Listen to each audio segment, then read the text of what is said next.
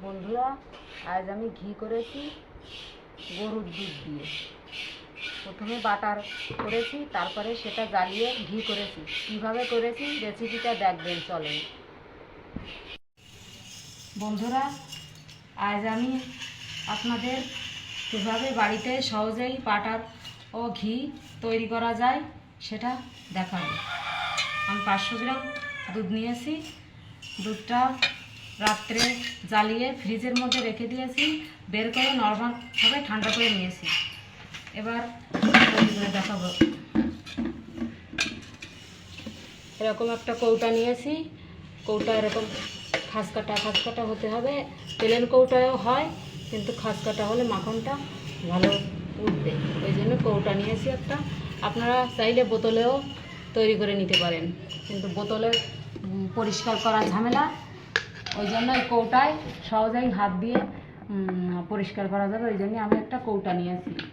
কৌটা এবার দুধটা ভরে নেব।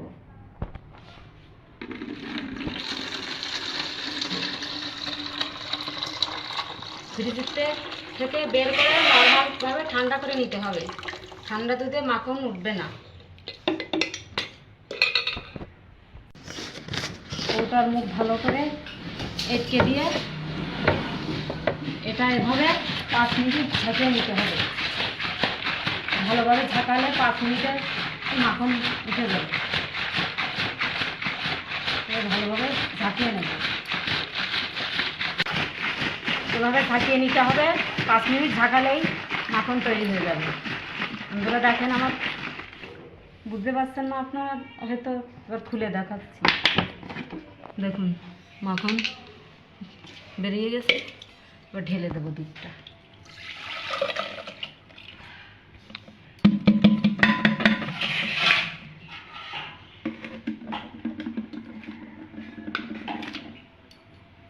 বন্ধুরা, আমি হাতটা ধুয়ে নিয়েছি। এবার মাখনটা তুলে নেব। দেখেন বন্ধুরা, কতটা মাখন হয়েছে। মাখনটা তুলে নেব বাটির মধ্যে।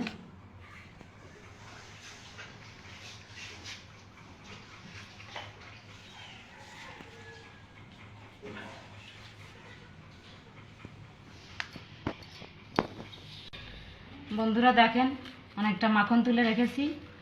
আর আজকের মাখন দিয়ে বেশ খানিকটা মাখন হয়েছে। এবার আমি এটা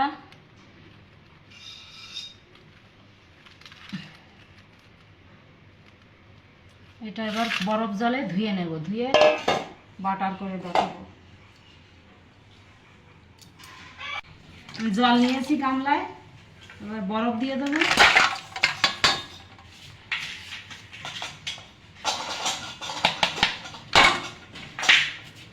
বরফের মধ্যেই আমি বাটারটা দিয়ে দেবো। এবার এটা আমি ধুয়ে নেব।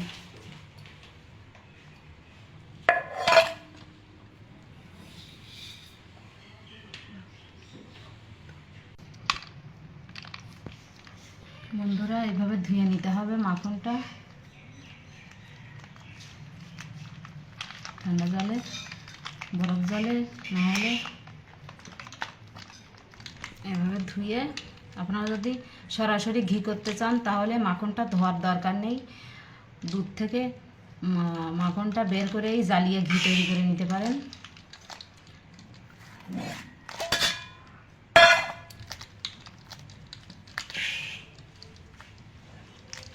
আমি বেশ কয়েকদিন মাখন তুলে তুলে ফ্রিজে জমিয়ে আজ আমি আপনাদের দেখাচ্ছি এটা। আপনারা যদি আরও কম দুধের করতে চান তাহলে অল্প অল্প করে ফ্রিজে রেখে অনেক মাখন হলে তখন জ্বালিয়ে সেটা ঘি তৈরি করবেন।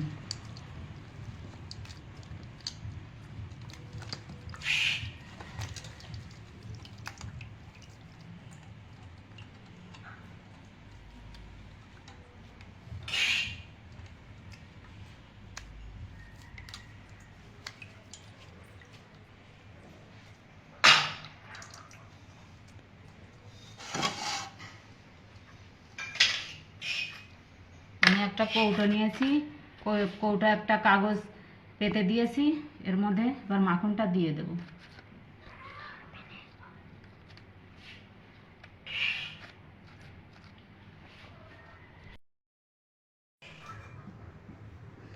মাখনটা আমি কৌটায় ভরে নিয়েছি, এবার এটা শক্ত করার জন্য 20 মিনিট ফ্রিজে রেখে দেবো। এই দুধটা আমি জাল দিয়ে রাখবো, এই দুধটা ফেলে দেবো না, দুধটা খাওয়া যাবে, সব কিছু করা যাবে, চা করা যাবে, সব কিছু করা যাবে।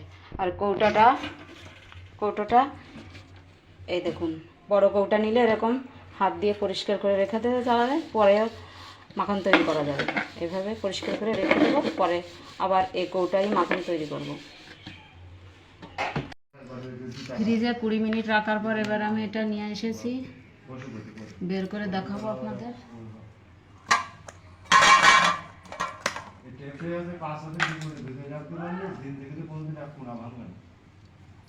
কাগজটা ছাড়িয়ে নেব।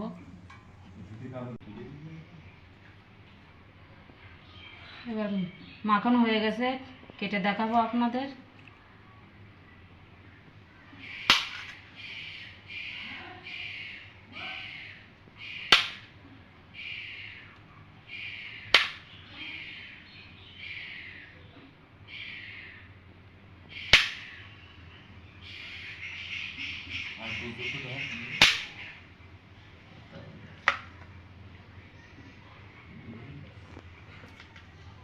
দেখেন বন্ধুরা, অনেকগুলো মাখন হয়েছে। আপনারা এইভাবে বাড়িতে করবেন, কম খরচে মাখন তৈরি করতে পারবেন। আবার এই মাখনটা জ্বালিয়ে আমি আপনাদের ঘি করে দেখাবো। বন্ধুরা দেখেন কতটা সুন্দর হয়েছে। এবার আমি জ্বালাবো, জ্বালিয়ে ঘি করব। কড়াইটা বাটিটা ঘি করে নেবো জ্বালিয়ে। আমার মাখনগুলো দিয়ে দেবো এতে।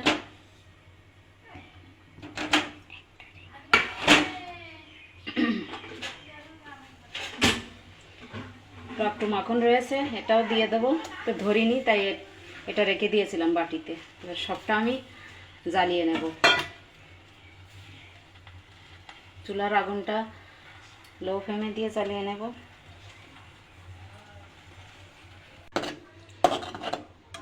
এভাবে নাড়িয়ে জ্বালিয়ে নিতে হবে, জাল দিয়ে লো ফ্লেমে। এভাবে আস্তে আস্তে আমি ঘিটা জ্বালিয়ে নেব। বন্ধুরা আমার ঘিটা জ্বালানো হয়ে গেছে, এরকম লাল লাল করে জ্বালিয়ে নিয়েছি। একটু বেশি করে জ্বালালে ঘিটার টেস্ট ভালো লাগে। এরকম লাল লাল করে জ্বালিয়ে নেবেন। এবার আমি এটা ঠান্ডা করে আপনাদের দেখাবো। বন্ধুরা ঘিটা ঠান্ডা হয়ে গেছে, এবার আমি সেঁকে নেব।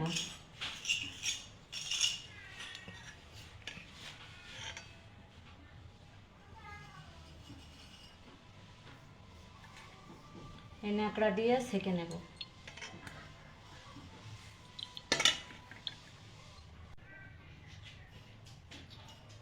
ঘিটা সেঁকে নিয়েছি, এবার এই কৌটায় ঢেলে নেব।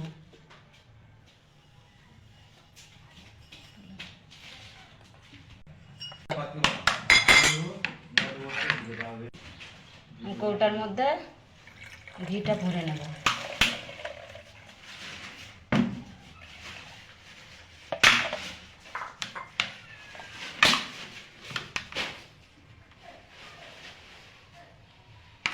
দেখেন আমার এতটা ঘি হয়েছে।